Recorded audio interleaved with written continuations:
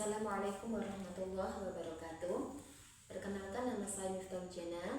Saya akan membacakan sebuah cerpen yang berjudul Langit Hingga Ibu, karya Ayesha Kamila Rafifah. Sebelum cerpen dimulai, saya akan membacakan sebuah lagu.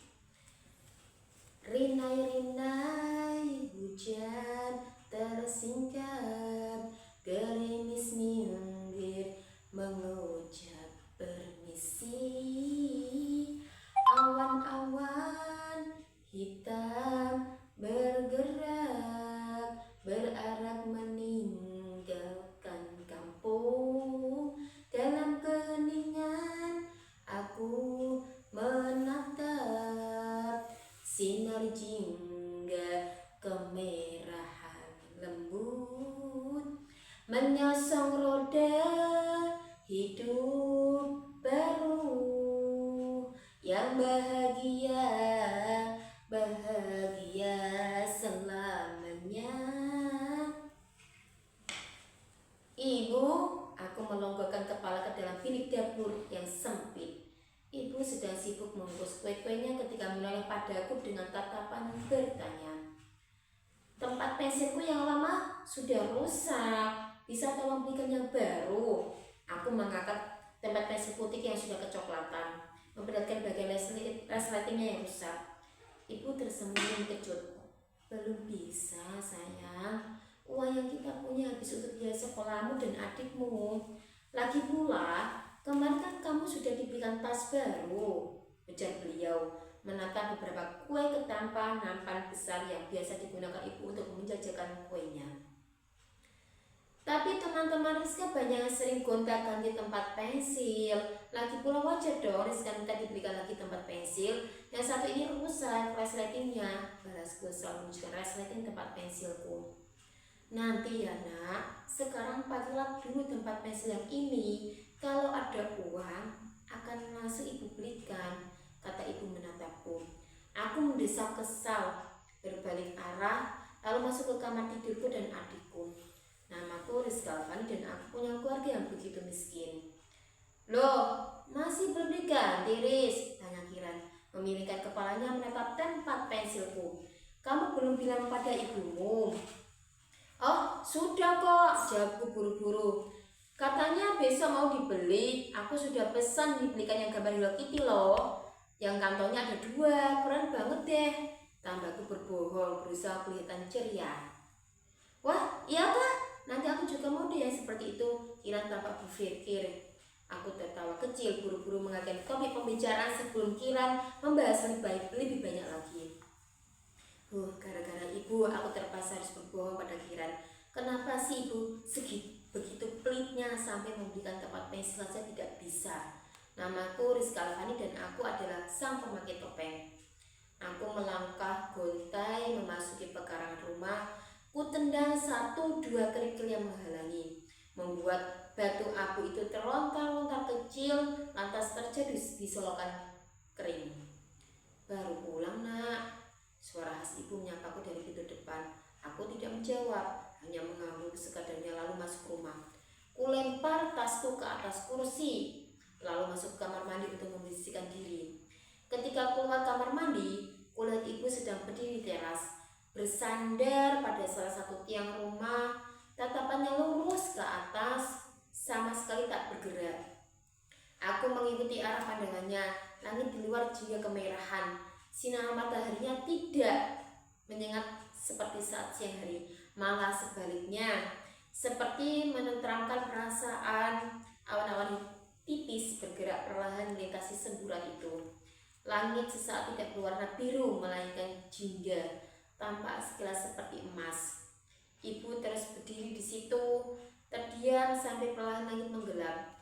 Matahari tenggelam di antara tumpukan awan dan lenyap di balik bangunan-bangunan kampung.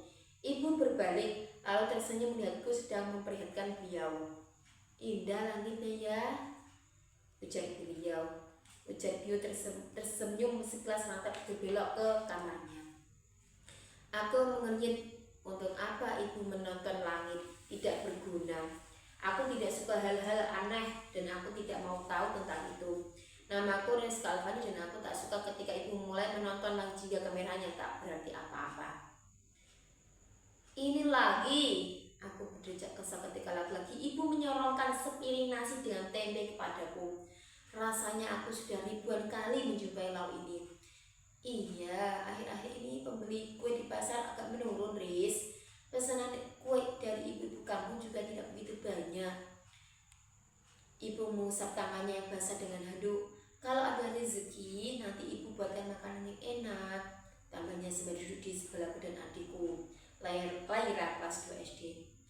Memang selama ini ibulah yang bekerja menafkahi kami setelah ayah meninggal 3 tahun yang lalu. Dari kemarin jawabannya kalau ada rezeki terus. Rizka bosan, sanggaku. Rizka, bukannya kamar ibu sudah memberikan tas baru seperti yang kamu minta. Banyaklah berdoa agar kita diberi rezeki yang banyak dan ibu bisa memberikan kalian perlengkapan sekolah, makanan yang enak dan semua permintaan kalian. Balas ibu mengernyitkan alisnya. Rizka sudah berdoa, tidak pernah dikabulkan, bantahku, mendorong keras kursi meja makan agar bisa berdiri. Aku berjalan masuk ke kamar, membanting pintu, menangis dalam serat-serat kain bantal yang lusuh, berharap aku bisa tertelan dalam kapas ranjang kecil di rumah kecilku ini. Namaku Rizka Alfani dan aku sungguh ingin menghilang dari dunia ini. Sudah pukul 5 lewat dan ibu belum pulang juga. Ku ketukkan jemariku ke atas meja kayu tempat kami makan bersama selama ini. Adikku duduk di depanku, menatapku penuh tanda tanya dan khawatir. Sayangnya aku tidak mahir memenangkannya. Biasanya ibu yang selalu menemani Laira kalau dia sedang sedih. Aku memang kakak yang payah. Lagi pula, bagaimana mau memenangkannya jika aku juga dalam keadaan kalut. Berkali-kali aku keluar masuk rumah, mengintip dari teras berharap melihat sosok ayahnya sedang berjalan di jalan setapak perkampungan ini. Tapi ibu tak kunjung datang. Menjelang maghrib, aku sudah tidak bisa menunggu lebih lama lagi. Kusuruh Laira untuk menjaga rumah, mengunci pintu dan memakan makanan yang sudah disiapkan. Aku buru-buru melangkah keluar, mengikuti jalan arah biasa ibu pergi ke pasar, menelusuri setiap gang, menanyai pelanggan-pelanggan ibu yang suka memesan kuenya. Nihil, kulanjutkan pencarianku ke pasar. Ibu tidak ada di kios, kata ibu yang punya kios di sebelahnya. Ibu sudah pulang dari tadi, tidak tahu kemana. Setengah menangis putus asa, ku putari pasar itu. Mungkin ibu sedang membeli sesuatu. Nihil, kali ini aku benar-benar panik. Aku berlari menuju arah jalan pulang. Kembali menanya setiap orang di jalanan apakah ada yang melihat ibu-ibu membawa tampah kue. Mereka menjawab sama, tidak. Aku mendengar sedikit nada kasihan terselip dalam nada bicara mereka. Tentu saja, kondisiku sekarang sudah mulai menangis, tapi jawaban dari orang itu tak cukup membantu. Kususuri lagi jalan berbatu-batu itu, terisak kecil, menatap jalanan dengan melangsa. Tiba-tiba sebuah sinar jingga menerpa wajahku. Aku menoleh kaget, memandang langit. Langit sempurna keemasan, antara warna jingga, kemerahan, dan kuning berpadu indah, ditemani awan-awan putih yang melenggok lembut di angkasa. Aku tertegun melihatnya. Lari cahaya itu menyapa wajahku, dan seketika air mataku mengering perlahan. Sesuatu yang hangat menyentuh hatiku. Jauh di lubuk hati, sesuatu yang nyaman. Ini momen kesukaan ibu. Apakah ibu entah di mana? Ibu sekarang juga ikut menyaksikan momen ini. Perlahan semangatku bangkit kembali. Aku harus menemukan ibu, apapun yang terjadi. Kembali kutanya setiap orang yang melintas. Selang beberapa menit aku menemukan jawaban. Seseorang melihat dia berjalan di lokasi pasar malam. Aku berlari begitu mendengar jawaban itu. Tentunya setelah berterima kasih, berlari tidak berhenti barang sejenak. Berlari menuju lokasi yang disebutkan orang tadi. Di pikiran hanya satu, ibu. Langit menggelap, angin malam mulai datang. Beberapa musola mulai melakukan azan maghrib dengan syahdu. Area kelap-kelip riuh pasar malam mulai terlihat olehku. Aku tidak mengelakkan langkah walaupun ulu hatiku mulai terasa sakit. Begitu sampai, ku Ku cari sosok itu, ku terobos segerombol anak-anak yang menjerit-jerit senang menunjukkan komedi putar. Aku berlari melewati sekelompok remaja yang sedang bercanda dan tertawa. Aku menyelinap di antara dagangan para penjual. Mataku jeli menyapu seluruh orang yang ada di situ. Kue, kue, kue, kue. Aku menoleh cepat. Kudapati seorang ibu-ibu parubaya sedang duduk di emperan trotoar, menjajakan kue di atas tanpa lebar. Suaranya makin lama makin parau. Kulihat kue di atas tampahnya, tampak itu masih terisi setengah. Wajah wanita itu lelah, tapi dia tak henti-hentinya berteriak pada pengunjung yang lalu lalang. Lututku lemas mendekati, gentar melihat berjuang. Dadaku bergemuruh, rasanya seperti dipanah berkali-kali. Bulir kristal dengan cepat membuat pandanganku kabur. Dengan sisa energi, ku teriakan namanya, membuatnya menoleh dan mendekatiku. Namaku Rizka Alfani dan aku menemukan ibu. Panas, dahinya panas berkeringat. Ku jelpa lagi handuk kecil ke baskom air dingin. Ku peras yang terguncang-guncang karena isakanku masih belum berhenti. Lalu ku taruh dengan lembut di atas dahinya. Rizka, aku menolak. Ya bu, kamu ingat saat kamu masih kecil? Ibu tersenyum kecil. Ibu terus selalu menyanyikanku lagu pengantar tidur. Barulah kamu akan tertidur. Kamu masih ingat lagunya? Tanya beliau menatapku lembut. Aku terdiam. Aku lupa. Rinai-rinai, hujan tersingkap, gerimis minggir mengucap permisi.